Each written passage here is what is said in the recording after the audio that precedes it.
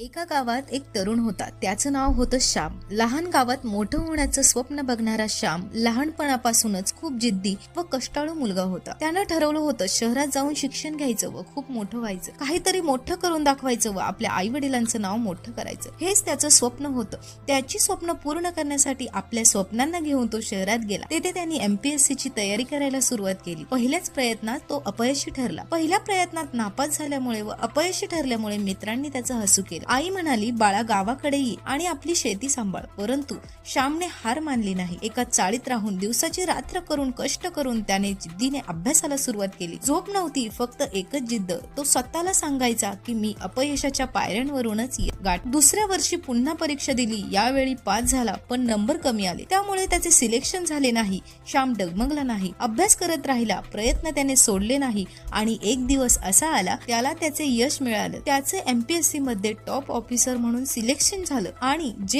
जे मित्र त्याला हसत होते ते आज त्याला सलाम ठोकत आहे. आज तो म्हणतो, जर पहिल्याच प्रयत्नात यश मिळालं असतं तर मला प्रयत्नांची खरी किंमत कळाली नसती. या कथेतून एकच गोष्ट शिकायला मिळते, ती म्हणजे अपयश हा यशाचा शत्रू नाही, तो शिक्षक आहे, जो शिकवतो कसं उभं राहायचं, कसं घडायचं. कष्ट करत राहा, प्रामाणिक प्रयत्न करत राहा, यश तुम्हाला मिळणारच.